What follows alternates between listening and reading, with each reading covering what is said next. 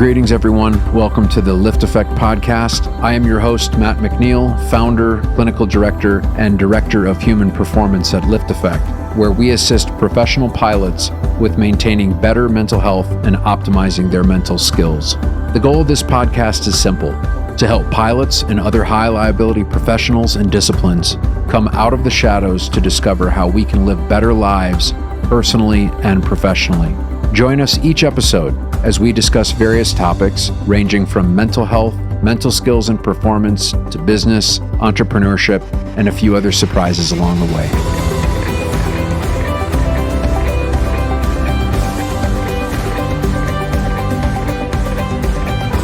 Welcome, ladies and gentlemen, to the latest episode of the LiftAffect podcast. This is your host, Karl Keller, along with my dear and good friend, Matt McNeil. Matt, it's the holiday season. It's amazing. Ho, ho, ho. Another year. Yep. Ho, yeah. Ho, and ho. Ho, ho. My kid is such a holiday kid. She's like wearing full like antlers, and it's pretty cute, man. Everywhere we go, people are laughing because she's just totally decked out. She's fully embraced the holidays. Her parents are like, we're kind of like, whatever. But you kind of have to get into it because, she's into it. So we're full on holiday. Holidays are fine. Oh my God, it's the favorite time of the year for my family. We got no snow here last year. 0 snow. Yeah. But now yesterday this year, we had 2 inches of rain last night, and it got cold enough where this morning there was this dusting, and my kids came down the stairs and there was a 2-hour delay for school, and they go, snow! So we're excited. We're going to play and we're going to roll snowballs and snow. And I said, by the time you come home, it'll all be gone. And they went, no! Snow to no. So yeah, I'm hoping there'll be some this year because it's been green Christmas for a number of years. So yeah. One of the things that's tough around here at like LiftAffect and any mental health professional, holidays are busy season for us. We get more referrals, more people want sessions for the holidays because why do you think that is, Karl? I don't know. It's rough for people. Holidays can be really rough. Sometimes the holidays are just shitty for people.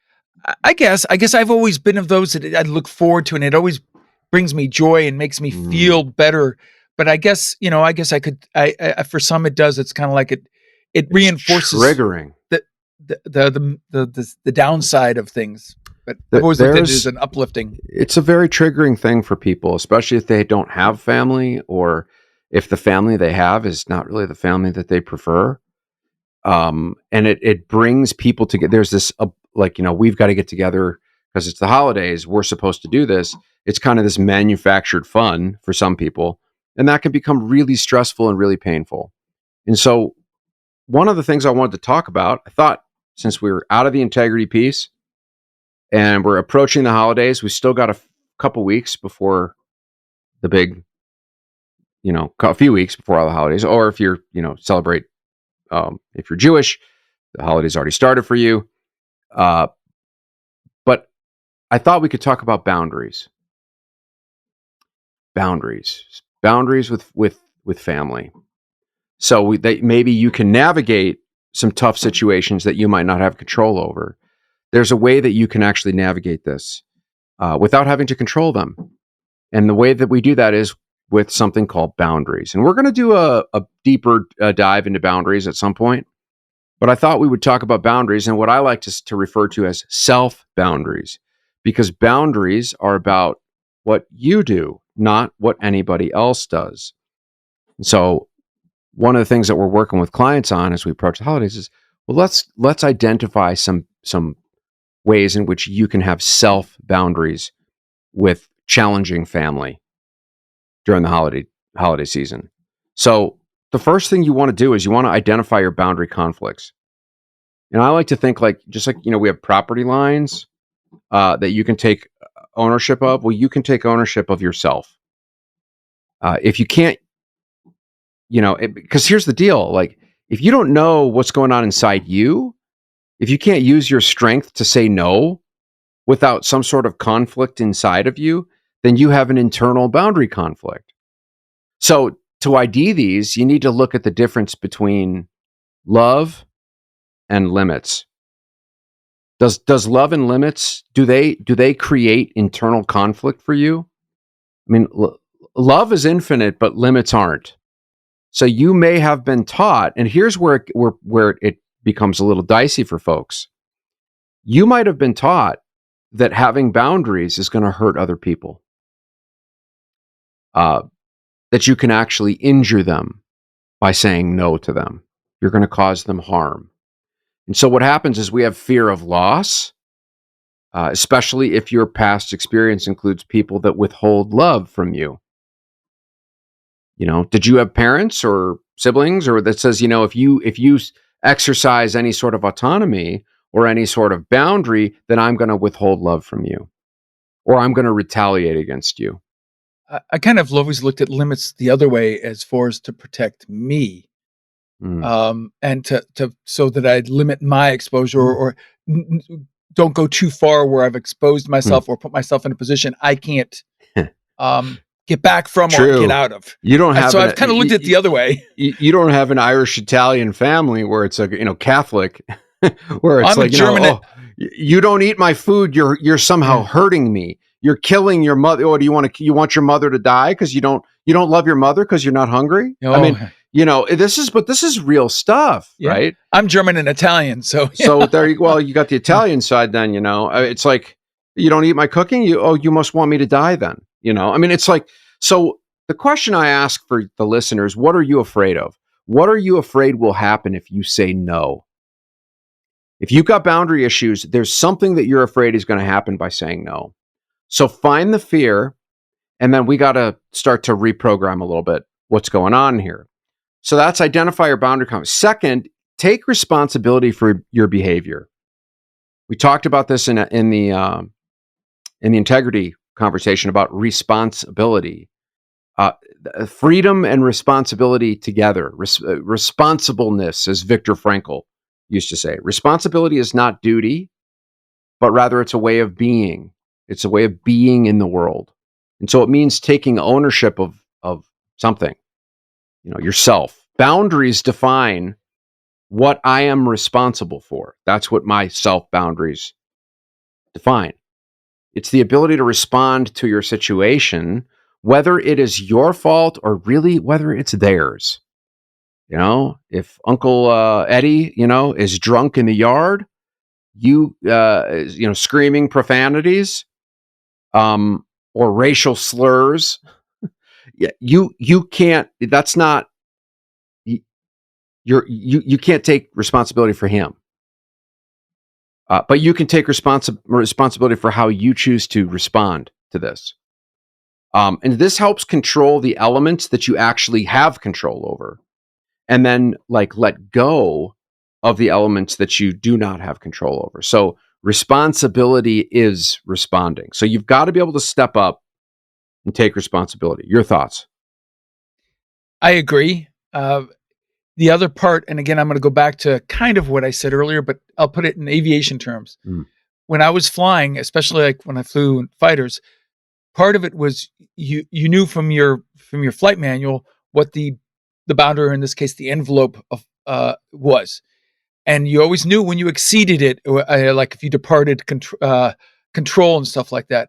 To me, limits are also if you know what those limits or the envelope is, to also know when you're approaching it and how to recognize it and go, okay, if I pull back on the stick just a little bit more, I'm going to depart the jet. So you don't do that. Right. Same thing here. Once you're getting to that point and you realize that whatever you're saying or doing is going to create or trigger an event or a conflict, that sometimes the wisest course of action is to step back. Even, sometimes people say, well, I got to swallow my pride. No, you don't. But like you say, you're responsible for your actions. Why will you create? We often create our own problems because we got to stand our ground. And I'm going, so who really won in that deal? Did you really, now you're frustrated, you're upset, the family maybe, was that a good thing? Mm-hmm. And I guess we have to sometimes look and go, what will be the end result if we don't control our limits and be responsible for saying, we got to pull back. That's my thoughts as Yeah. far as, because I think some people look for fights. They want to press the test. They want to push it. And the other side, if they're trying to push, you got to be able to step back. That's not a sign of weakness. I agree. It's acknowledging that, hey, there's bigger things. And if that's what that person's got in their life, then so be it. But it doesn't have to be in my life. That's right. That's right. I totally agree with that. So responsibility is the piece. Now then but you got to ideal what your real needs are. Because boundaries are about limits. When we step outside of that boundary, because we have difficulty saying no to ourselves, we often focus on this sort of the no aspect. But you got to keep in mind, as a human, you have needs. We have needs. When our basic needs go unmet and we're hungry, the need is going to keep pushing the limit. And if you have teenagers, you know that's what they do, right? Karl's laughing because he's like, that's their job, is to push the limits.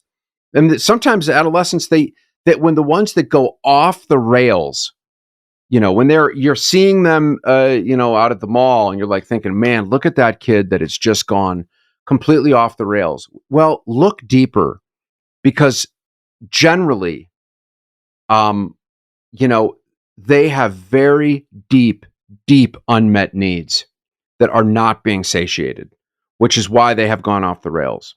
And adults do this too at some level. But teenagers, that's developmentally where they're at.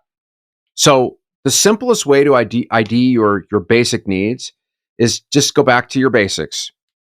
Maslow, or in V1, energy management. We need connection and love and support from our community. Everybody needs that. This is fundamental. That is the foundation under your feet. That's the soil. And so if you don't have that, you are going to try to fill that need with, psychologists call them false needs. That's like spending, sex, promotions, upgrades, and it's not going to, false needs are when we just, we generally find something good in life and then we ask it to just do too much for us, more than it ever could. This car's got to make me happy. The house has to make me happy. And it doesn't work. See, you are asking something to do something that it never can. So you've got to figure out what your needs. Now, second, we need freedom. Freedom. This is what Frankl talked about, Viktor Frankl. Within our connections, we need to maintain our autonomy. And at the heart of so many disorders that people have is there is a deep need to control something. And so when we are completely out of control, eating disorders, anxiety disorders, depression, obsession, it is this deep need to control something because we feel so out of control in some or many aspects of our life. Where would you put, when you met, something kind of triggered me when you said unmet needs and out of control. Where does someone who intentionally or unintentionally, more often than not, is an enabler because they've done things to try and help people, where does that fit in those areas? Because I'm going, well, I think acquiescing is a need to avoid conflict, or a need to, sometimes just acquiescing is kind of manipulative on the person that is acquiescing, because you're going, oh, I don't want any conflict. I don't want any disruption. So I'm just going to try to appease this other person, which is actually very manipulative if you think about it, so that I don't have to deal with the fallout. It's kind of selfish in many respects. It's a boundary issue. So, and this brings me to the third thing. So you got to have connection. You got to have freedom. And then the third thing is you've got to be able to digest or metabolize negative things. You got to be able to tolerate some of the negative things that come from having boundaries. Bad things happen. We fail. We're not as good as we want to be. Other people fail us. We experience pain. You've got to process negative occurrences within ourselves by ourselves, by others, as well as just in life. So you need to be able to face your pain. Embrace the negative. Embrace the negative, right? Be able to accept your imperfections. Get unperfectionistic, pilots. Be able to learn. Be able to be curious about your imperfections. Turn losing into learning. If you can't embrace the negative, you're screwed. You're hosed. You can't improve. You can't improve. So you got to face the negative. And then fourth, we also have this need for fulfillment. We've got to be able to fulfill our talents. I mean, there's a difference between achievement and fulfillment. They're not the same thing. And achievement is not the same. Fulfillment is different. So we have to fulfill our talents or our abilities or our needs or our dreams. I mean, find your talents, own them, and then try to begin to fulfill them. You got to have connection, you got to have freedom, you got to be able to face the negative, and you got to have some fulfillment. So how do you get there, right? Did you just use willpower? Well, willpower is not enough. Willpower is wonderful. We like willpower. We talk about it all the time. And it's in our V1 cohorts. It's a big new modules on willpower. We look at the science of it. But willpower is not enough. The self-help, right? It's kind of oxymoronic. Y'all know I hate that term. If you need help, it means that you aren't able to do it on your own. Self-help is not a methodology for you to get better. That's not a method. That's not a strategy. The problem is that unless it's something that you haven't, really wanted to do, but you have the capacity to do it, you aren't going to be able to do this without a different perspective and likely some new skill, because your capacity has to change. So this is why I hate New Year's resolutions. They're stupid. Do you really think there's a difference that you are changed from December 31st to January 1st? Something changed in you? Nothing changed in you. Your capacity has to change. Just deciding, I'm going to just decide to do this. That's not the data shows that doesn't work. New Year's resolutions fail because your capacity didn't change. You're the same person on December 31st as you are on January 1st or January 2nd or January 3rd. We have to move toward open system change. Closed systems is when you are just relying on only your little closed inner circle, or of maybe it's yourself or your group or whatever. No different perspectives, nothing new. That's a closed system. Outside sources of energy, intelligence, they teach and train you. So you've got to create have open system change. If you always do what you've always done, then you always get what you always got. You got to try something different. That's why we're all here, is to get the community and the professional support, whether it's through the podcast or it's through V1 or whatever, to implement the systems necessary to be able to make the changes. And once you have that in place, right, you've got your team, then we can start to use willpower. Then we can, rely on willpower. So create open system change. I'm just begging you to do that, or it will not work. You have something you were going to say? Okay. Talking with my hands. Well, that's that Italian. I know. It's like the whole desk is shaking. All right. My father used to do that all the time. It gets kind of scary. All right. Now you got to learn to use natural consequences. There are two different types of consequences that when we experience failure. So feeling bad and what the costs are. There's two types. The one is I just feel bad, and then what are the costs associated with it? When we only connect to our experience of feeling bad, we fail to get past the guilt and into the actual realities of the consequences that result from the failure. So feeling bad is fine. If you want to feel bad, go ahead. You can do that. You can't really stop your thoughts and feelings, and you don't want to. You don't need to do that. But at the end of the day, if you think about it, just feeling bad, what purpose does feeling bad have? Now, some people could say, well, it motivates me to make some changes. It motivates me to, get my butt in gear. Okay, that's fine. You can go with that. But I would say, looking at the data on that, it's not super helpful. If you just stay with that, this isn't going to help you move the needle in the right direction, towards a direction toward change that you want. It just doesn't, feeling bad doesn't serve a lot of purpose. So but now you can't remove consequences, right? If we remove consequences, we fail to learn. So one of the things we need to do regarding our boundaries is to ask ourselves the question. You got to ask yourself this question. How do I experience the real consequences of my behavior in our relationship? Somebody, let's say you've got it with your mother-in-law or your sister or your brother or your child or whatever. How do I experience the real consequences of my behavior, the way I behave in our relationships? Get out of the guilt and get into the reality. Just a wide open, resource perspective. How do I experience that? Within a relationship, if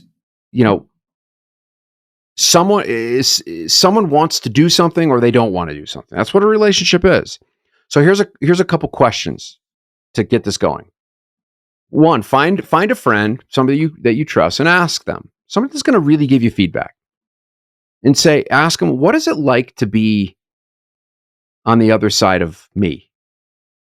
What's it like to be my friend or my significant other or my coworker? And then what feedback do they give you? How does it make you feel? You got to find somebody that's going to be honest, not just, initially they'll probably say something nice, but then say, okay, well, give me the juicy stuff. Second, when you behave in a certain way, what does it do to you? How does it affect your relationships? Are you constantly running late or sort of ambivalent about getting together, to when you go to meetings or events, family events, or perhaps you take your anger out on someone who isn't deserving of it? This is the time to get honest with yourself. 3, based on the feedback you've received, and what consequences do you need to experience to make changes in your behavior? And lastly, what denial are you experiencing to avoid making changes? So, reality is the ultimate boundary. I remember this. If you remember anything from this podcast, reality is the ultimate boundary, and we are going to run into it from time to time. It is going to show the truth, the reality of it. It may not be what you want. It may not be what you feel you deserve or what you expect, but reality is going to show what is real. So when we think about self-boundaries, there are a few things I want you to think about. And really it's the question of how well am I saying no to these things? Because boundaries are often about saying no. It's saying yes to having a boundary, and it's about saying no to, like, this cannot continue on anymore. Something has to change. So how well am I saying no to my feelings, how I feel, right? You just go along with things even when you're just like, you're not feeling it, or it goes against, what is expressed. It's like we talked about in integrity. There's a difference between what is happening on the inside versus how it's expressed on the outside. That's a breach. How about your attitudes? Your behaviors? Are you doing things that you just have no desire to do? Because of a boundary issue? The choices you make. The limits you set. Maybe your thoughts. Or your talents, or just your desire. How well are you saying no to things? These are the weeds in the garden. And are you allowing these weeds to continue to grow? Boundaries are about taking ownership of what you're allowing to grow in your life, and your heart and your soul. And it comes down to a few different areas. How do you feel? Right? What's going on in your life that's affecting you, clinically? Is it depression? Are you anxious? Sort of addictive behaviors? Right? How do you feel? And then in terms of your relationships, what's happening in those? Are there areas where you need to establish better boundaries? Are there things that you need to say no to? And then in terms of your performance, are you reaching your goals? Are you owning your talents? Or are you just sort of stagnating because you're not using your talents to accomplish what you want or need to? So that's kind of a bit of a checklist. So what is growing in the garden? Is it fruits and vegetables, or is it just infested with weeds or rodents? Or is there nothing there? Is it just a concrete slab? Do you have destructive feelings you need to start to get a handle on? Maybe you're feeling resentment. I mean, I think resentment and envy are the feelings that tend to sort of destroy us. What kind of weeds do we got to extract in that area? 3, how do you feel? What's going on in your life? Anxiety, depression, codependency. What's running your life? How do you say no to those things? Relationally, are there things going on in your relationships you got to begin to say no to and have better boundaries? And how do you perform? Are you reaching your goals, owning your talents?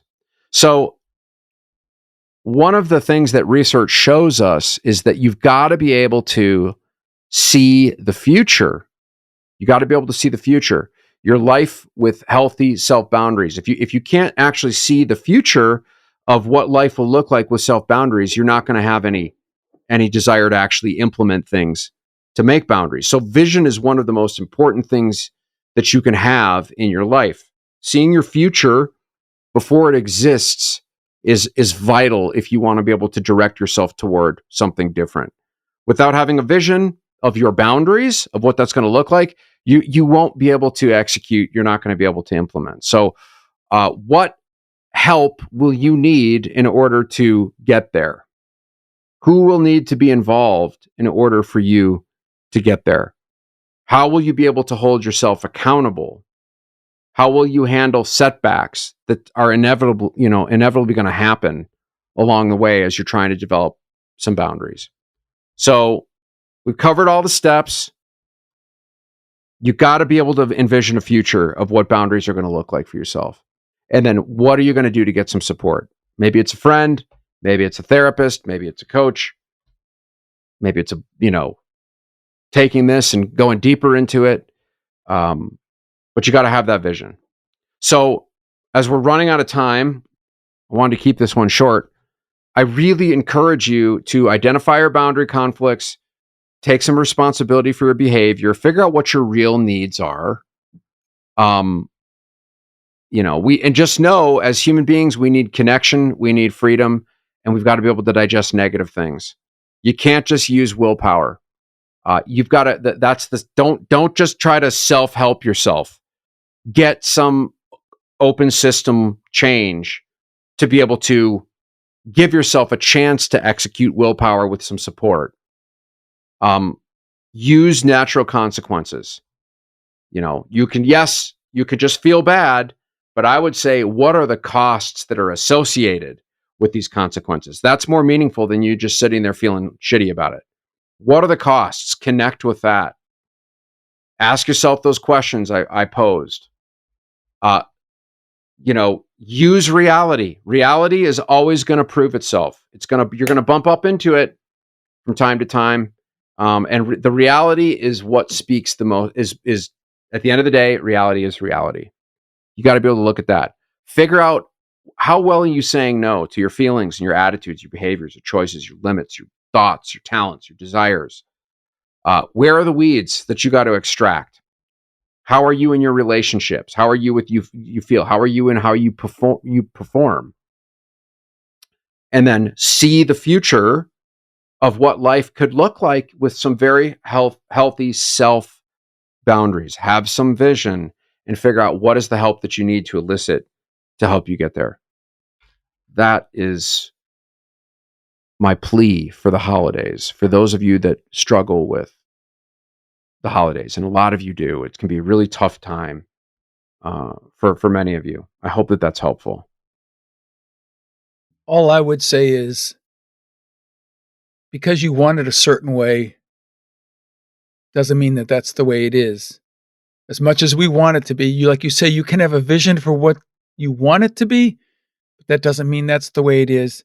And ultimately it comes down to, and all the things that you said today were very important, but the biggest one to me comes back to responsibility. And we are responsible for what we do. We cannot control what other people do. And you just have to sometimes go, you know what, that it is what it is. Doesn't mean you have to like it. But we are the masters of our own life and no one else's. So that's just my thoughts. But you're right. I've always looked at this as a happier time, but I can only imagine, it can be challenging. Yeah. And with that, and not having self boundaries are going to make it really challenging. Yep. So, well, here's to hopefully as good and possible holiday season. Remember, there's going to be a lot of stresses and a lot of issues between now and that, whether it's shopping or just running around with the hectic holiday rush and everything. Just give yourself some grace and those around you. That's what I would share. I agree. Any last thought? I think you took it right out of exactly what Karl said. It starts with you. That's why we call them self boundaries. So, as you continue on this holiday season, culminating with Christmas and the New Year, we hope that it is unstressful as possible, and that there is a little bit of a smile on your face and in your heart as you go forward. As always, if you go and look in the description in whatever service you use, whether it's Apple or Spotify, you'll find 2 links. One of them is for a free weekly newsletter, and the other is for a link that takes you to a monthly, month to month. It's not a subscription for a year or longer. There's no commitment, for a premium channel where we have additional resources, additional information. We have a lot of interviews, book reviews, quite a bit of additional stuff to help you go delve further and deeper into all of these issues that we've talked about throughout the last year plus now. We're not looking for any donations or anything like a Patreon type of involvement, but we want to continue to grow and to share what we have here, and this is how you can help us do that.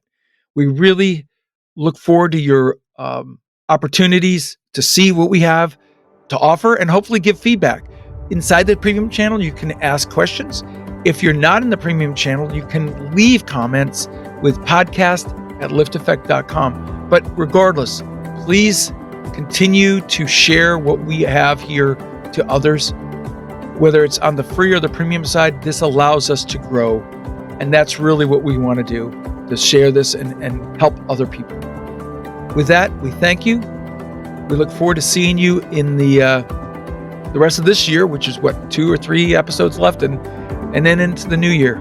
It's hard to believe. It goes by fast. Until then, have a great day and a great week. See you then.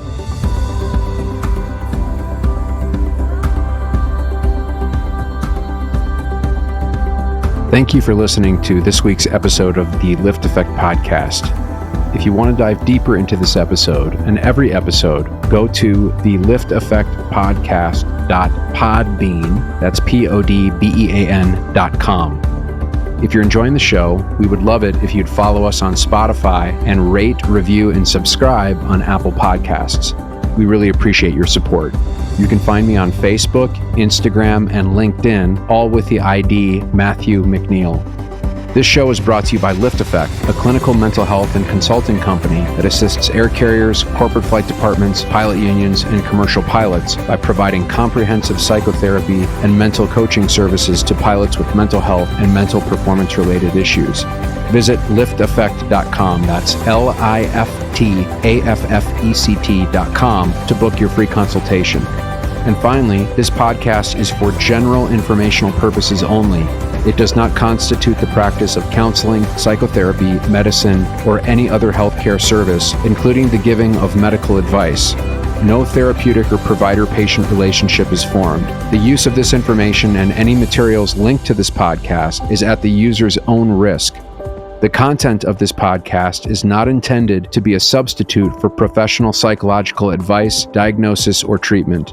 Users should not disregard or delay in obtaining advice for any psychological or medical condition they have, and they should seek the assistance of their healthcare professionals for any such conditions.